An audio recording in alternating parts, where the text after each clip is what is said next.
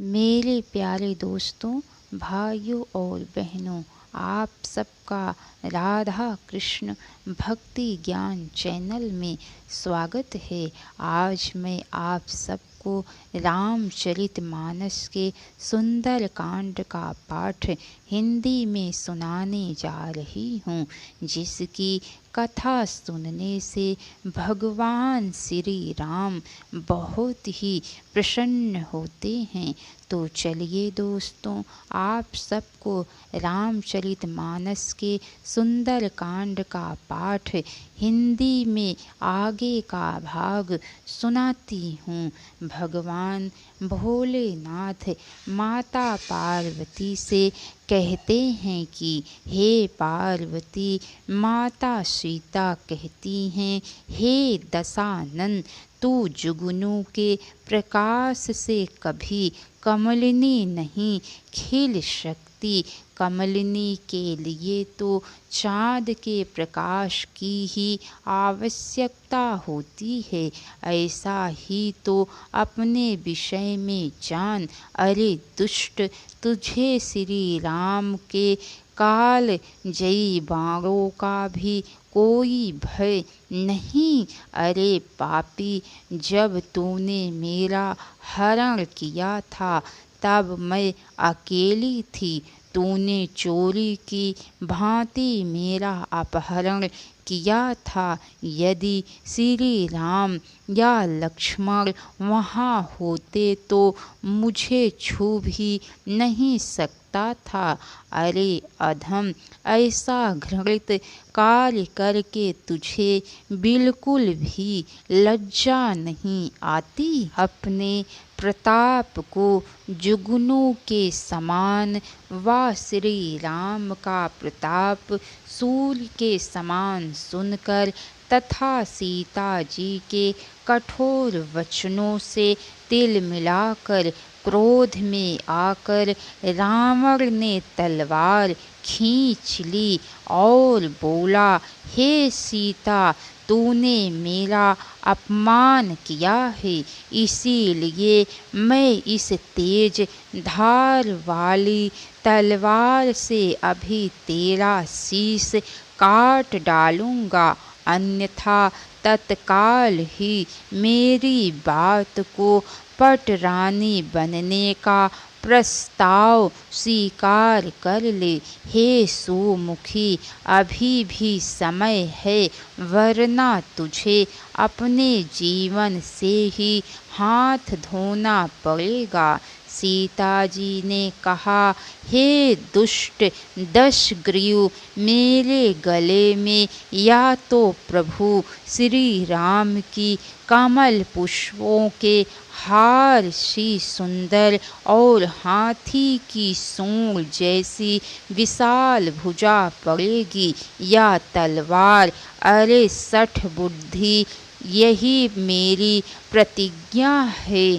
सीता जी कहती हैं कि हे चंद्रहास, तलवार तू ही मेरी पीड़ा को, जो श्री रघुनाथ जी के विरह की आग से उत्पन्न हुई है, हर ले, अर्थात मिटा दे। हे तलवार, तेरी धार शीतल और तेज है, अतः मेरे इस दुख को तू शीघ्र ही मुझे मौत देकर हरण कर ले। तलवार की शीतलता विरह की आग को शांत कर देगी और तेज धार बिना पीड़ा पहुँचाए मृत्यु प्रदान कर देगी। सीता जी के ऐसे वचन सुनते ही रावण क्रोधित होकर उन्हें मारने को दौड़ा। तब मैं नामक दानव की पुत्री और उसकी पटरानी ने उसे समझाया कि नीति के विरुद्ध है। क्या महाबली रावण एक नारी पर प्रहार करेगा। यह सुनकर रावण रुक गया और बड़ी ही डरावनी राक्षसियों को बुलाकर उन्हें सीता जी को डराने धमकाने का आदेश दिया। ऐसा कहकर रावण अपने महल की ओर चला गया। राक्षसियाँ भांति भांति के रूप बनाकर सीता जी को भयभीत करने की चेष्टा करने लगी। उन राक्षसियों में त्रिजटा नामक एक राक्षसी भी थी, जिसकी श्री राम जी के चरणों में बड़ी श्रद्धा थी। वह बड़ी ही विवेकशील और सूझबूझ वाली थी। उसने सभी राक्षसियों को बुलाकर रात में देखे हुए अपने भयानक स्वप्न के बारे में बताया और वह बोली, अरे राक्षसियों, सीता जी की सेवा करके अपने पाप धो लो, अपना कल्याण कर लो। स्वप्न में मैंने देखा है कि एक बानर ने आकर सारी लंका को जला डाला है और राक्षसों की सारी सेना मार डाली है। और राम वस्त्रहीन, सिर मुड़ाए, 20 भुजाएं कटाए, मुख काला किए गधे पर बैठा है।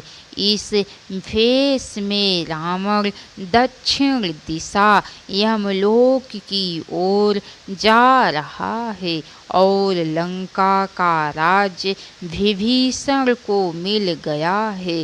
सारी लंका नगरी में श्री राम जी की जय जयकार हो रही है और प्रभु श्री राम जी ने सीता जी को अशोक वाटिका से बुलवा लिया है और मुझे यह पूर्ण विश्वास है कि 4 दिन कुछ समय बाद ही मेरा यह स्वप्न सत्य होकर रहेगा।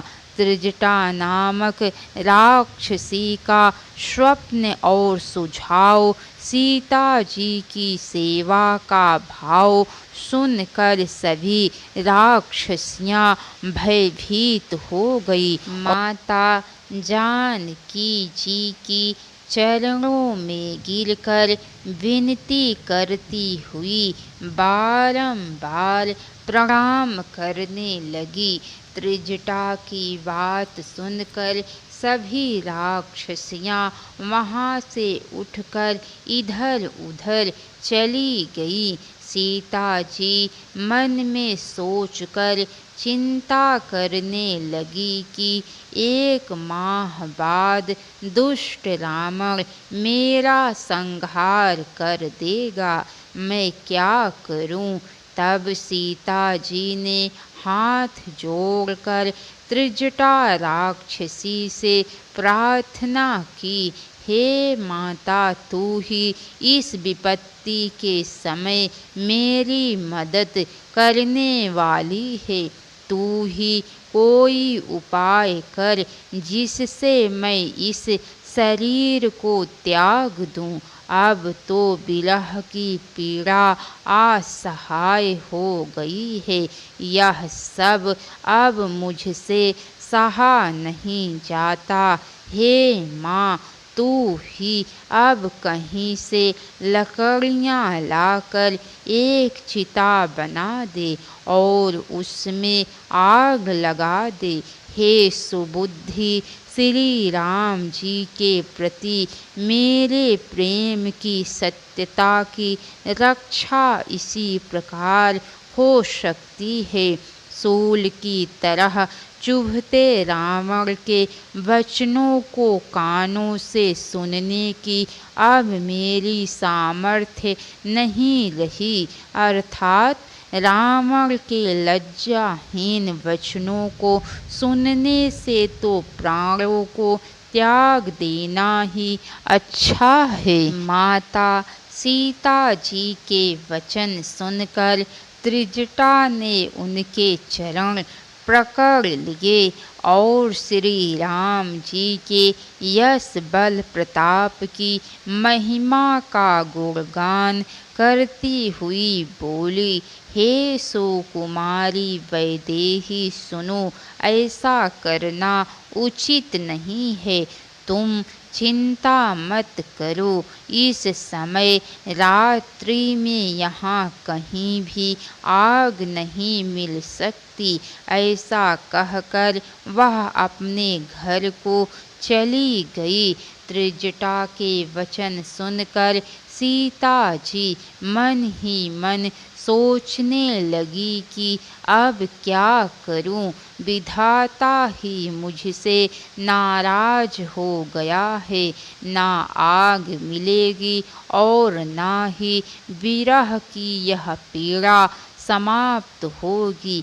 फिर उन्होंने आकाश की ओर देखा और बोली, आकाश से कोई अंगारा तारा ही गिर जाए, जिसकी आग से इस शरीर को जलाकर मैं इस पीड़ा से छुटकारा पा लूं। इसके आगे की कथा दोस्तों आप सबको कल सुनने को मिलेंगी। तो कैसी लगी कथा लाइक करके कमेंट बॉक्स में ज़रूर बताइएगा। अगर हो सके तो एक बार शेयर भी ज़रूर कीजिएगा। तो बोलिए सिया रामचंद्र की जय, पवन सुत हनुमान की जय। राधे राधे दोस्तों, हर हर महादेव।